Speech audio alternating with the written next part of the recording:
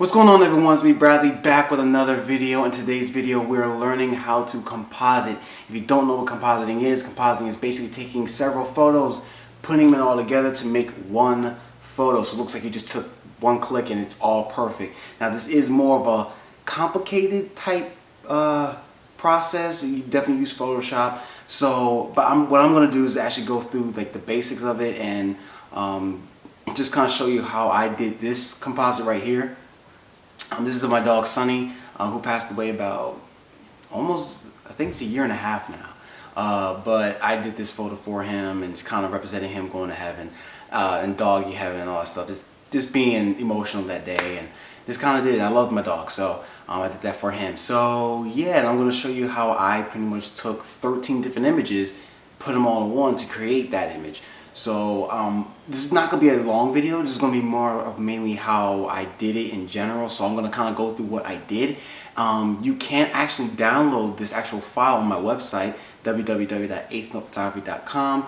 You go to the download section and then you will see it. Just go all the way down and you'll actually see it. It's for free, so you don't have to purchase anything. It's just for free. You get to download the file and kind of go along with me if you have Photoshop. So yeah, without further ado, let's get into it.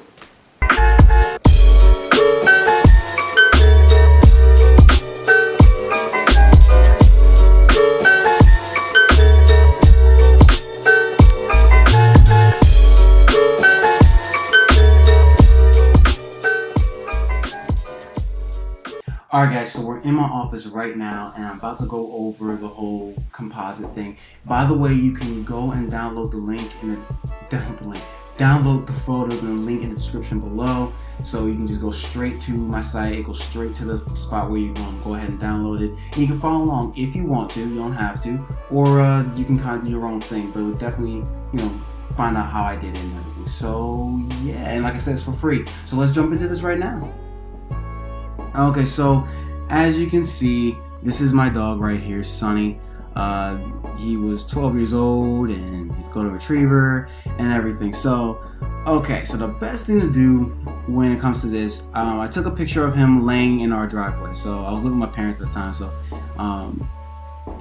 this was like I think this is the day before we had put him down. So he was just laying in the driveway looking around, and I was able to get down to his level and I took the picture. Now, I will say this: if you're going to cut out, if you're going to do a composite, especially if you're going to take some of the pictures of a person, like say you're taking a picture of like your dog or yourself, make sure later on, and I'll explain it throughout the whole video, but when you take a picture of yourself, make sure you find other images or take other images in the same exact angle you took yourself or an object or whatever. Just make sure everything's around the same angle and the same kind of depth so it looks realistic. Because you don't want to take one angle where you shot low, but everything else you're shooting is like high or a different angle where it won't make sense and won't look realistic. So that's, yeah.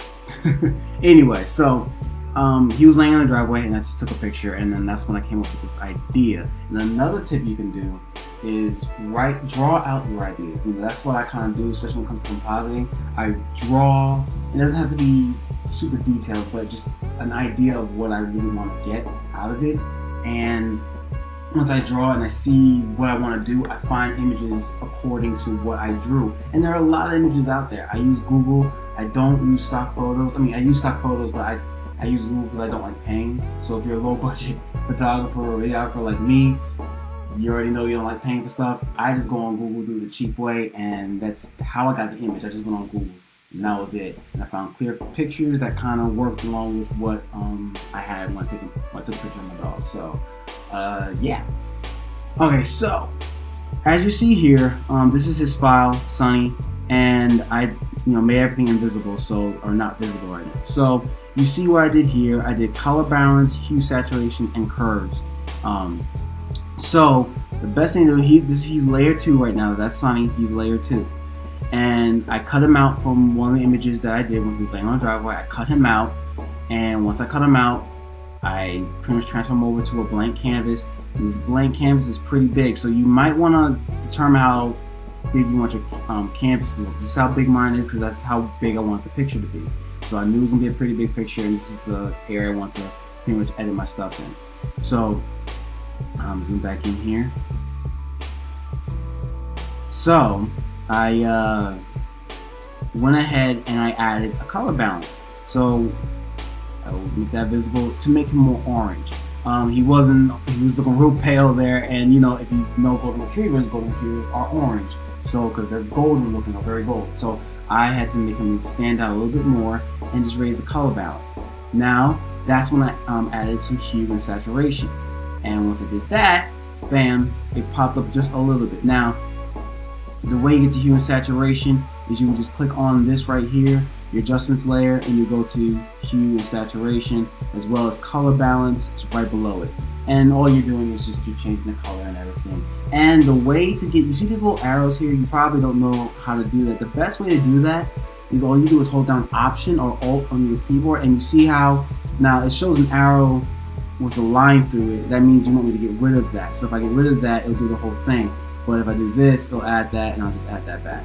And that's all you do. You just hold down Alt or Option, and you will get that arrow. And what it does is it puts that adjustment layer, or all the adjustments you did, it gives it to that exact layer. It won't go to any other layer. It just goes to that specific layer that you want edited. I wanted my dog, who I cut out, I wanted him specifically edited, not the background, anything else around it. So yeah. And then we go to the curves adjustment, and I just gave him a little more shadow, more depth, so it just looked more realistic and not so flat.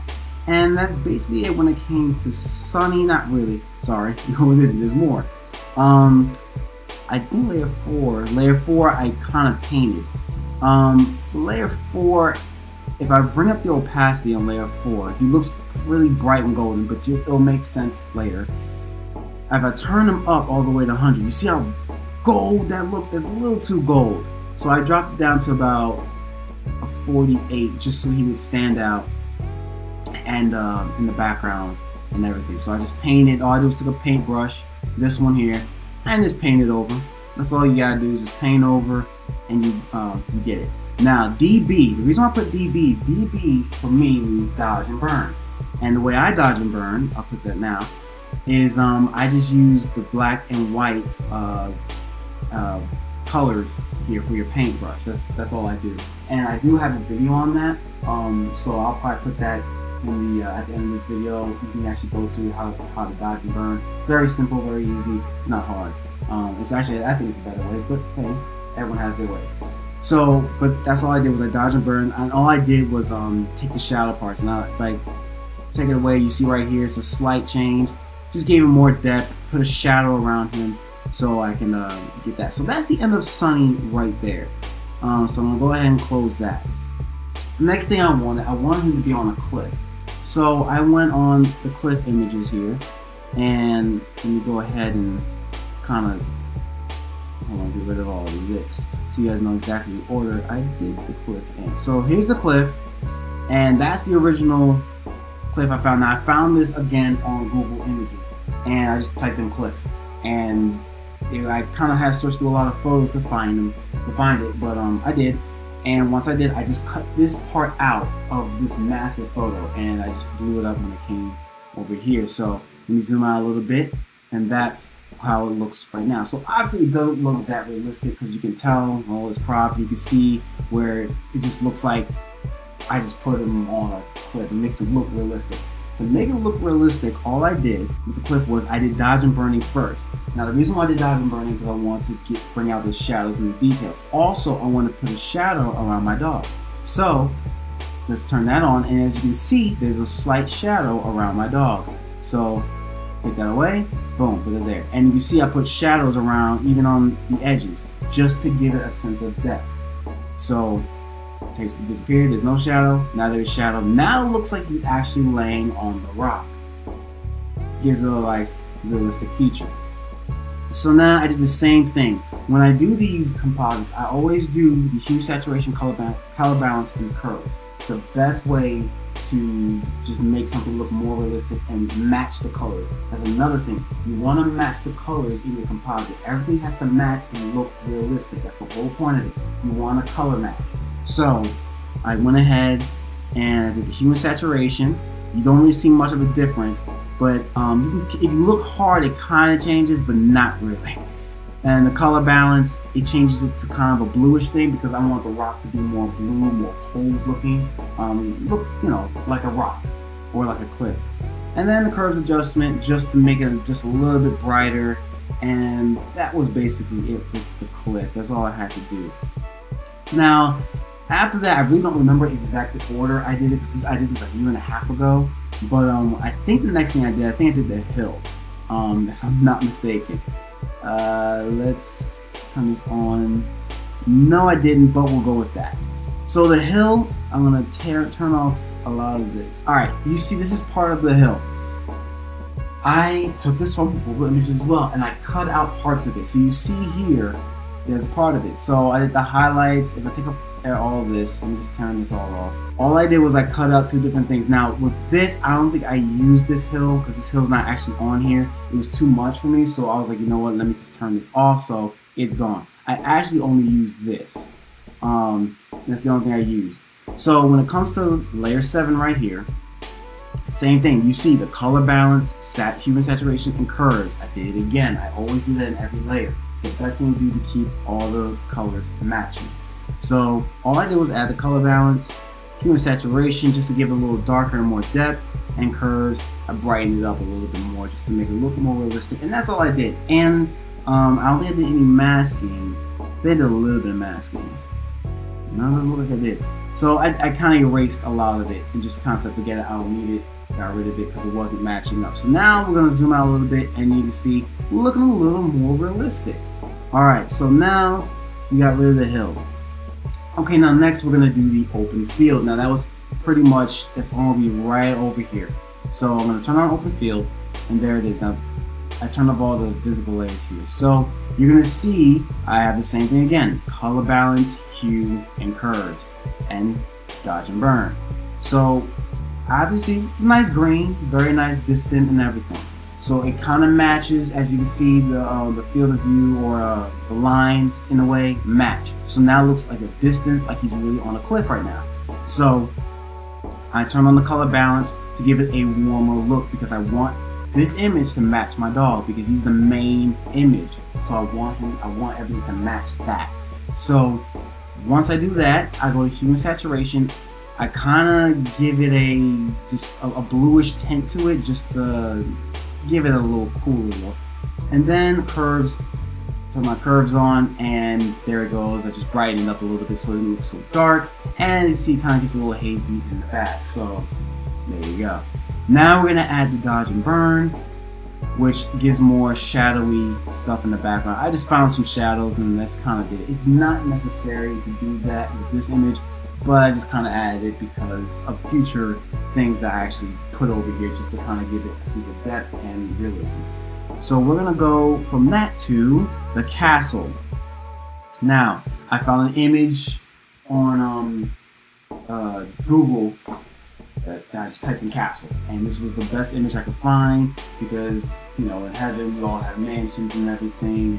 So I was like, well, let me match that and put that on there. So turn on the castle, bam, there it is, the castle.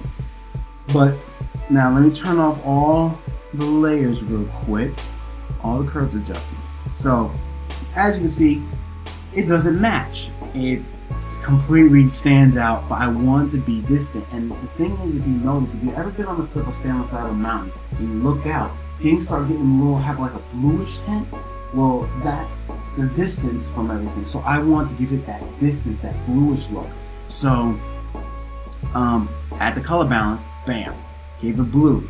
Now I'm going to go to hue and saturation. I had to cool it off a little bit, or warm it up a little bit, add a little more warmth to it, but you still have that bluish tint to it. So now we're going to go to curves to brighten it up and to give it a more faded looking blue. So now it looks very distant, it looks very realistic, and there we go. Now we're going to close castle, and we'll skip Jesus. That's kind of a ending thing. Now the clouds. I'm going to go to clouds. I'm going to turn that on. Now as you can see, I went and I just copy and paste. I went on Google, I found clouds. So what we're going to do is turn this on, and I'm going to turn off the orange hue here and go to clouds. Now when it comes to the clouds, I did something a little more complicated. I don't know if it's going to show it on here. It's probably not, but I went on channels. There we go. I went on channels, and think I hit green, if I'm not mistaken. I think I went on green and I did something. It's been a while since I've done that, but it just kind of brings out only the specific things you want for the cloud or something like that. And so when it comes to this, it's been a minute, so I will be wrong. It's been a minute since I've done that. If I can remember how I even did that. Honestly, I think I probably just cut this out. It looks like I did more of a magic wand type thing, because it would have showed me if I had done all of that. That's the clouds. You find there, and all I did was I just put it on top, and that's pretty much it. Now, when the clouds, they have to match the depth when it comes to the clouds. You want to make sure the clouds show that you're looking out towards it and showing a sense of depth, because if you don't, it's not going to look as realistic. So that's just it with the clouds, and I add a little bit of orange just to give it that warmth look. Now turn on the valley. We're going to open that up. All I did with the curves adjustment is just match it. You see how it just matches? Bam. Bam. It matches, blends in perfectly. So now it matches the color, and it looks like it's one giant hill. These are two different images now. Mind you, these are two different images put together. This is a different image, this is a completely different image. All I did was adjust my curves adjustment, and bam, now it matches. It looks like it's one thing, one hill, one picture. Okay, so now we're gonna close valley and we're gonna go to the river. And here's the river, so same thing again, like I keep saying, the color balance, hue, saturation, and curves, just so it matches everything, and it's like that. So we add the color balance. You're starting to see now, starting to match this. And you start to go hue, saturation. Now it's starting to match the hill on this side. And add the curves adjustment. Now it matches. Now it looks like it's one photo, and it looks like the distant mountains over there. All that. Found this also on Google. You're gonna be doing a lot of layering. Remember, as you can see, you're not used to that. How I'm getting this is these are layers. They're one on top of the other. And all you're doing is you're just really stacking them on top. And then you just probably add a masking, and you just mask over. Now, as I'm looking through these layers, I noticed I didn't do masking, so it looks like I just took an eraser and just kind of erased some stuff. But at the same time, it looks like I did do some kind of masking, even though it's not showing that I did. But moving on. So we're gonna go next to distant mountains. Now, distant mountains are right here. So what we're gonna do is I'm gonna turn this on. And as you can see, distant mountains. It gives a sense of depth. Now this is from a whole nother picture. This is another picture. I think I took the background of that picture, and that's what I did. There was the background, had mountains all the way in the back. I took those distant mountains and put them over here to give a sense of depth and realism. So we're going to open up distant mountains here. Same thing again. Color balance, hue, saturation, and curves. So turn these off. As you can see, it don't match. It doesn't match. You can see a little outline here. If I zoom in like real close, you can see the outline. It's not matching. I need this mountain to match this. So I'm gonna add a color balance and get a little bit of blue. Okay, great. Now we got the blue. Then I'm gonna add hue and saturation. And then I'm gonna add some curves. Now it still doesn't match as well, but if I back off just a little bit, now you can see it kind of blends in. You still got to see the line, but the best way to do is, like I said, you want to match that color so it doesn't look fake. You want to make sure you're matching all the colors with each other. So that's the end of that with the distant mountains, and we're going to close that file. Now we're going to open up sky. Now this was a cool image here. All I did was bam, there it is. There's the sky, and now it's looking even better. Now that's the lens flare. I'll show you how to get there. But first, or how to add that into your image. But first, let's get rid of this, get rid of that, and get rid of this. Alright, so you can kind of see the difference. If I remove the clouds here, bam. Now you see how fake this looks? See how fake it looks? If I don't, it just doesn't give, if I just add those clouds, it looks so fake, it looks like, whoa, random. But if I add these clouds, now it gives it more of a sense of depth, like there's really clouds in the sky.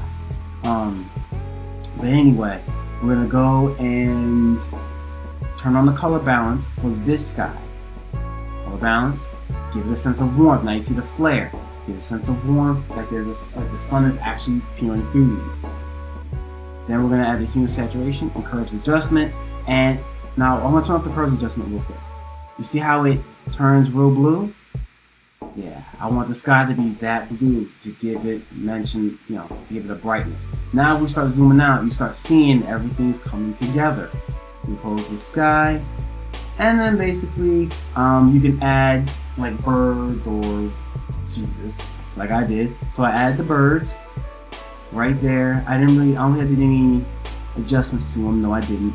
So because you don't have to. They were already black anyway. They were just cutouts. It was a PNG file. So I just added them right there to give a sense, of realism, and there's a depth and more things there.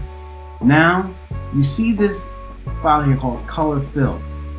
When I add these two, you'll see. Now you see how it gives it that brightness? It's real dark. Now it's bright. Now it gives a sense of bright and just really lovely. And the two colors I use is blue and orange, because you see a lot of blue and you see a lot of orange to give a sense of warmth. So that's basically it, guys. That's all there is to it. So let's see, as I take the orange off, this shows a lot more colder, but when I add the warmth, it gives that warmth. If I take away the cold, it gets too warm, but you add that cold just to even it out. It gives a nice, balanced look, a very peaceful look, and all of that. And then if you want, you can add Jesus at the top. And there he is, right there. So we'll close those files, and this is how you do that. And if you want, you can add your signature around the bottom. Alright, so that's basically it, guys. I mean, that's all you have to do when it comes to compositing. The main things you have to worry about is you have to make sure everything matches angle-wise, color-wise, and just sense of realism. I mean, you've got to make sure it's real. I mean, I've seen a lot of composites where it's not that realistic looking, or you didn't take the time.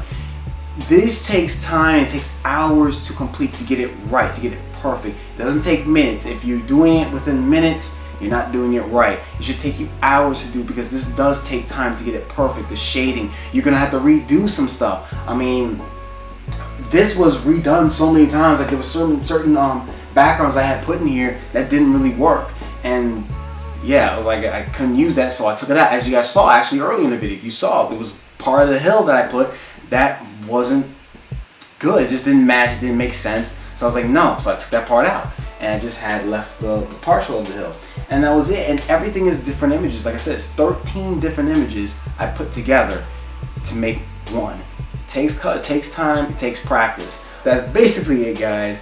If you like this video, go ahead and like it. If you want to subscribe, go ahead and subscribe. I'll be trying to put out videos every week.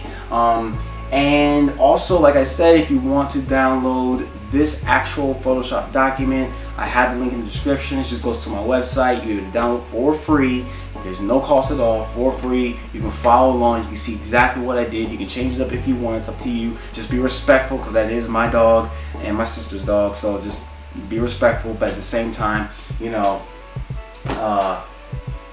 that's pretty much it of this video. So I hope this helped you. If it did, great. If it didn't, I'm sorry. So that's basically it, guys. My name is Bradley, 8th Note Photography, and I'll catch you guys in the next video. Peace.